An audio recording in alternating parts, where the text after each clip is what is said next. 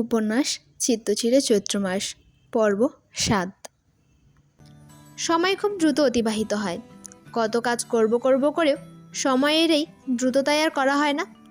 কেবল সময়ের স্রোত নিয়তিকে ভাসিয়ে সেথায় নিয়ে যায়, আমরা নির্লিপ্তভাবে সেখানেই যাই। গতকাল রাত পুরোটা বাহারের কেটেছে জেলে।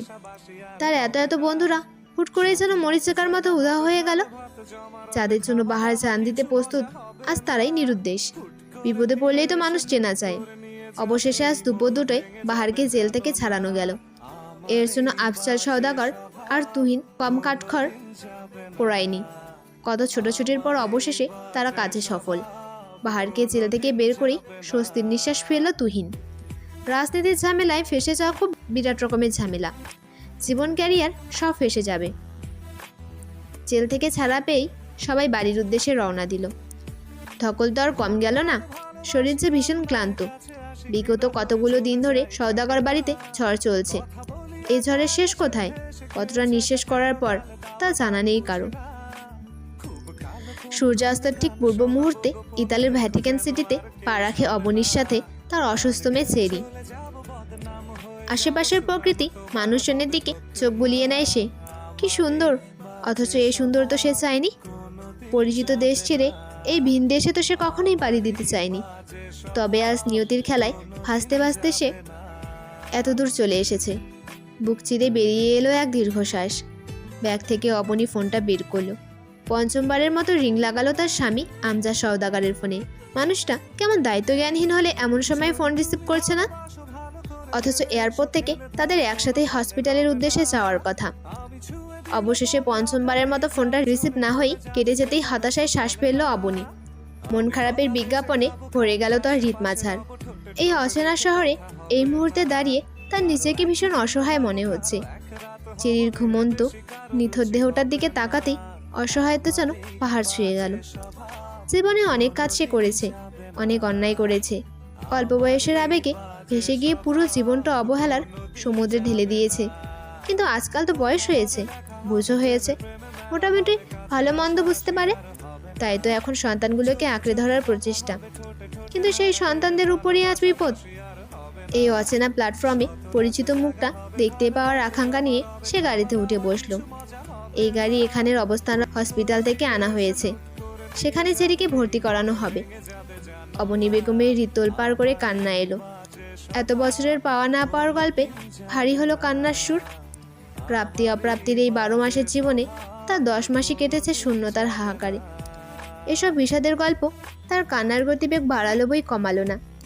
আমজাদ সওদাগর আসেনি, এই কথাটা তাকে যত বেশি না কষ্ট দিয়েছে, তার চেয়ে বেশি কষ্ট দিয়েছে তাকে তার ভাবনা যে আমজাদ সওদাগর হুট করে দায়িত্বজ্ঞানহীন হয়ে গেছে। মানুষ বরাবরই কোমল প্রাণী। তারা চায় তাদের মন খারাপ, একাকিত্ব কেউ বুঝুক। কিন্তু যখন তাদের এই চাওয়াটা পূরণ হবে না বুঝতে পারে, তখন তাদের মনের ঘরে নামে ভীষণ শোক। অবনী বেগমও সেই মানুষের বাহিরে না। চৈত্রের অপ্রাপ্তি, বৈশাখের শূন্যতা সব মনে করে বেড়াচ্ছে তার মন খারাপের খাতা। সহজ সরল আমজাদ সওদাগর বদলে যেতে পারে, তা অবনীর মানতে কষ্ট হচ্ছে।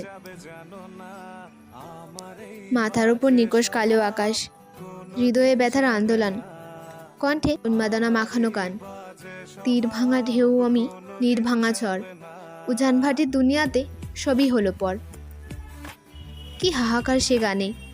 কে জানে কত গল্প মানুষের হৃদয়ে দাফন দেওয়া থাকে, কতজনই বা সে খবর রাখে। হাতের গিটারটা অনবরত সুর তুলে যাচ্ছে। কখনো গেয়ে যাচ্ছে বাহার বখাটে হওয়ার গল্প, কখনো সে সুর তুলছে বিরহের। পরপর কতগুলো গানের পর থেমে গেল তার হাত। বিরক্তির ঢেকুর তুলে অসহ্য অনুভূতিতে ছেড়ে ফেলতে চাইল। চোখ টকটকে লাল তার, মুখে অবহেলার চাপদারি। হাতের গিটারটা ছাদের বেশ প্রশস্ত রেলিংটার উপর রাখলো।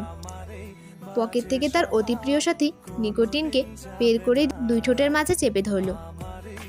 দেয়াশালাই জ্বালানোর মুহূর্তে কেউ এসে ছো মেরে টেনে নিল ঠোঁটের ভাঁজে থাকা সিগারেটটা। বাহার অবাক এবং বিরক্ত হলো। প্রয়োজনের সময় এমন অপ্রয়োজনীয় কাজ তার বরাবরই বিরক্ত করে। সিগারেট হলো তার একান্তই ব্যক্তিগত সম্পদ, যার উপর হস্তক্ষেপ করার অধিকার কারো নেই। বাহার কপাল কুঁচকে সিগারেট ছো মারা ব্যক্তিটার দিকে তাকাতেই বিরক্তিতে চ উচ্চারণ করল। অধৈর্য কণ্ঠে বলল, এসব কেমন আচরণ তোমার? চিত্রা ততক্ষণে সিগারেট হাতের মুঠোয় ভরে নেয়। দুষ্টু এসে বলে, এমন আচরণ করাই উচিত আপনার সাথে। বখাটে বনা ছাড়েন তো এবার। আর কত বখাটে হবেন? এখন তো অত্যন্ত থামুন। কেন, জেল খেটেছি বলে বখাটে বনা ছাড়তে বলছো? অথচ সভ্য সমাজে বখাটে না হয় পায়ে পিছে যাবে তোমাদের মতো বড় লোকেরা। বাহারের তীক্ষ্ণ কথার ধারে হতভম্ব হয়ে গেল চিত্রা। জেল থেকে এ যেন এক অন্য বাহারের আগমন। বাহার বাড়ি তেমন ছিল না। চিত্রা নিজেকে সামলে নিয়ে বোকা বোকা হেসে বলল, আরে না বাহার ভাই, আপনি ভুল বুঝছেন। আমি তো কেবল এমনি বলেছি, সিগারেট তো ক্ষতিকারক, তাই। মানুষের চেয়ে কম ক্ষতিকারক। মানুষের সঙ্গই ছাড়তে পারলাম না, আর এ তো আমার একাকিত্বের পরম বন্ধু, এরে ছাড়ি কিভাবে? চিত্রা গো ধরল। আর সে পণ করেছে বাহারকে আর সিগারেটের ধোঁয়া ওড়াতে দেবে না। এখন তার যা করা লাগে সে করবে। বাহারের বিরক্তির ভার তত্তর করে বাড়ল। চিত্রাকে ভয়ঙ্কর রমকে ধমক দিতে গিয়েও আবার দিল না। পকেট থেকে সে বিনা বাক্য ব্যয় করে আরও একটা সিগারেট বের করলো। যথারীতি সেই সিগারেটটাও চিত্রা ধপ করে টেনে নিয়ে গেল। ধৈর্যের বাঁধ ভেঙে গেল বাহারের। তার সবচেয়ে প্রিয় গিটারখানা সেই রাগবশত ছুঁড়ে মারল ছাদের মেঝেতে। ঝনঝনানি শব্দে ভেঙে চুরে একাকার হয়ে গেল গিটারটা। চিত্রা কেবল ফ্যাল করে চেয়ে রইল। জীবনে এমন অবাক সে যেন কখনো হয়নি। বাহার ভাই কেবল গিটার না, ভেঙে দিল যেন স্বয়ং চিত্রাকে। কি নিষ্ঠুর, কি নির্মম! মনে হচ্ছে চিত্রার চিত্তের এক একটা ভাঙা টুকরো ছড়িয়ে ছিটিয়ে আছে ছাদ জুড়ে। চিত্রা অবাক ভরা চোখ মুখ নিয়ে কাপা কাপা কণ্ঠে বলল, বাহার ভাই। বাহার যেন এই ডাক্তার অপেক্ষাই ছিল। ডাক্তার সাথে সাথে কি খেকিয়ে উঠল। ভয়ঙ্কর রকমের থমকে বলল, একদম আমায় আটকাতে আসবেন, আমি চালিয়ে দেব। সাবধান করেছিলাম না তোমায়? করেছিলাম কিনা বলো? তবুও আমার ব্যাপারে নাক গলানোর সাহস কীভাবে হলো তোমার? দু একদিন হেসে কথা বলেছি বলে কি মাথা কিনে নিয়েছো? ভদ্রতা দেখিয়েছি, সেটা সহ্য হয় না, না? শালা শান্তি দিল না এই মানুষ জাতি। কথা শেষ হতে বাহার নিচে চিলেকোঠার ঘরখানাতে চলে গিয়ে সশব্দের দরজা আটকিয়ে ফেলল। চিত্রা কেবল দেখল সবটা। সে হয়তো সত্যি অতি অধিকার ফলিয়ে ফেলেছে, তাই বলে এমন আচরণ করবে বাহার? অষ্টাদশীর হৃদয় তোলপাড় করে অভিমান জমল। চোখে টলটল করলে অভিমানের অশ্রু। ভাঙা বিধ্বস্ত গিটারখানা দেখার পর ভাত মানল না সেই অশ্রুকণাগুলো। অযোধ্যায় ছড়ে গেল কেবল। বাহার ভাই তার উপর চিৎকার করেছে, এটা না যতটা কষ্ট দিয়েছে তার চেয়ে বেশি কষ্ট দিয়েছে বাহার ভাই নিজেকে কষ্ট দিয়েছে সেটা ভেবে। গিটারটা তো বাহার ভাইয়ের প্রাণ ছিল। সিগারেট আর গিটার সে কখনো হাতছাড়া করেনি, যেন সাক্ষাৎ প্রাণভমরা এখানে। অথচ সেই গিটারের আজ বিধ্বস্ত অবস্থা, তাও কিনা বাহার ভাই নিজে করেছে। অষ্টাদশীর কান্নায় ভিজে গেল নেত্রযুগল। চিবুক বেয়ে গড়িয়ে গেল সেই অশ্রু। বুক সমান কষ্ট নিয়ে অষ্টাদশী অভিমান করল, বাহার ভাইয়ের দিকে সে আর ফিরে চাইবে না। পাষণ্ড পুরুষ বাহার ভাই, সর্বনাশা পুরুষ সে। হসপিটালের করিডোরে নতুন একটা দিনের আগমন। সূর্যের আলোয় হসপিটালের বাগানের বিভিন্ন রকমের রঙিন ফুলের ওপর ঝিলিক দিয়ে উঠেছে। নতুন সকাল, নতুন আর একটা দিন। অবনী বেগমের ক্লান্ত শরীরটাকে অবসাদের জন্য বসিয়েছে কাঠের সুন্দর বেঞ্চখানায়। চোখ দুটো বন্ধ করে খানিক ঝিমিয়ে নিল সে। সূর্যের তেজ বাড়ল, শরীরের অবসরটা কিঞ্চিত কাটল, সাথে সতেজ হলো মস্তিষ্ক। হঠাৎ পাশে কারো কড়া পারফিউমের ঘ্রাণ পেতেই চোখ খুলে তাকালো সে। কাঙ্ক্ষিত মানুষটাকে এ সময় দেখে ফরকেও গেল কিছুটা। স্মিত কণ্ঠে বলল, আমজাদ। কোটটাই পরা ভদ্রলোক অবনীর পাশে এসে বসল। নরম কণ্ঠে বলল, কেমন আছো অবনী? অবনীর অভিমান হলো। এই কি প্রথম অবনীর স্বামীর প্রতি অভিমানে মুখ ফুলল? হ্যাঁ, এত বছরের বৈবাহিক জীবনে এই প্রথম এটা হলো। 40 ঊর্ধ্ব অবনী অষ্টাদশী হয়ে উঠল নিমেষেই। মুখ ফুলিয়ে বলল, এতক্ষণে সময় হলো তোমার? ওটা একটা বিকেল আর রাত পার করার পর তোমার আসতে মন চাইল? আমজাদ মাথা চুকলেন, বেশ অপরাধী কণ্ঠে বললেন, একটা ঝামেলায় পড়ে গেছিলাম অবনী, না হয় তোমায় অপেক্ষা করাতাম না। আমার চেরি কেমন আছে? চেরির কথা উঠতেই অবনীর কান্না এলো। লেপটে গেল আমজাদের বুকের মাঝে। হাহাকার মাখানো কণ্ঠে বলল, আমাদের চেরি ভালো নেই আমজাদ, ভালো নেই। আমজাদ হয়তো হুট করে অবনীর এত ঘনিষ্ঠতা আশা করেনি।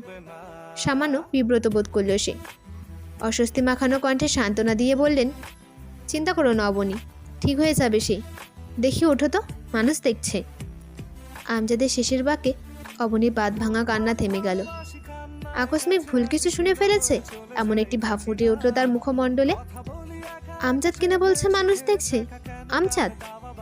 অথচ যখন তাদের নতুন বিয়ে হলো, আমজাদ সারাদিন অবনীর পেছন পেছন থাকতো। ভাবিনা ঠাট্টা করে বউ পাগলও বলতো ছেলেটাকে। অবনীর মাঝে মধ্যে কেমন ব্যবহার করতো, কিন্তু লোকটা হাসি মুখে সব মেনে নিত। কেমন বোকা বোকা ধাঁচের ছিল। একদিন অবনীর শাশুড়ি অবনীকে কি একটা যেন রান্না করতে দিয়েছিল। অবনীর ঠিক মনে নেই। আমজাদ সবার থেকে লুকে অবনীর রান্না নিজে করে দিয়েছিল। কই গেল সেই দিন? কই গেল সেই বউ পাগল আমজাদ? আজ যেন ভিন্ন পুরুষ সে। গত কয়েক বছর আমজাদ দেশে যায়নি, হয়তো তাই এই বদলটা চোখে লাগেনি। হুট করেই একজন মানুষের এত বদল কিভাবে হলো? প্রশ্নরা হাতছানি দিল অবনীর হৃদয় জুড়ে। অবনী কন্দনরত ভাঙা কণ্ঠ নিয়ে বলল, তুমি বদলে গেছো আমজাদ, বদলে গেছো। ঘরবন্দি, বিবশ, বিষণ্ণতায় গোটা একটা দিন গেল। চিত্রা চুপচাপ থম মারা, কারোর সাথে কোনো কথা বলে গতকাল রাতের পর থেকে। গতকাল সারা রাত সে কেঁদেছে, কেঁদে কেটে চোখ মুখ ফুলিয়েছে। গত 1 বছর বাহার ভাইকে তার অসহ্য লাগে বলে সবার গোপনে রীত মাঝারে পুষে রেখেছিল। সে আজ বুঝেছে এই বাহার ভাইকে ছাড়া তার গোটা দুনিয়া অসহ্য, কিন্তু বাহার ভাই অসহ্য না। সময়টা ঠিক সন্ধ্যার পরের ভাগ। এই সময়ে বাড়ির হইচই থাকে কম, যে যার মতো ব্যস্ত থাকে। তুহিন ভাইজান বোধহয় বাহিরে এখনো। দিশানা তিশান ভাইরাও বোধহয় পড়ছে। অহিয়া বড় পড়ার সময়। বড়রা হাতে ঝিমোচ্ছে কিংবা কথা বলছে। পুরো বাড়ি একদম নিবিড়, একদম শীতল। চিতা দরজা খুলেছে সারাদিন পর এখন।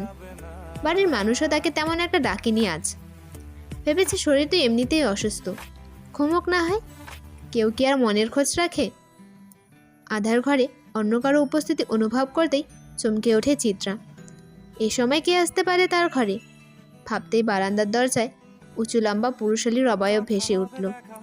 চিত্রা অবাক কণ্ঠে বলল, আব্বু। নুরুল সওদাগর এগিয়ে এলেন মেয়ের দিকে। রেলিংয়ে ঠেস দিয়ে দৃষ্টি রাখলো রাস্তায়। মানুষজন দেখা যাচ্ছে বারান্দা থেকে। ল্যাম্পপোস্টের আলোয় কত সজীব দেখা যাচ্ছে রাস্তাটা। নুরুল সওদাগর ছোট শ্বাস ফেললেন। রাস্তায় দৃষ্টি রেখেই বেশ গম্ভীর কণ্ঠে বললেন, রাস্তা থেকে তো রিক্সা, গাড়ির হর্নের শব্দ আসে, তাই না? তোমার রুমটা না হয় বদলে ফেলো, অসুবিধা হয় না? চিত্র অবাক হলো। বাবার সাথে এমন কথা বলার সম্পর্ক তার নেই। তাহলে আজ বাবা অন্য সুর গাইছে যে? নতুন কোনো বার্তার আগমন তাহলে ভেসে বেড়াচ্ছে পরিবেশে।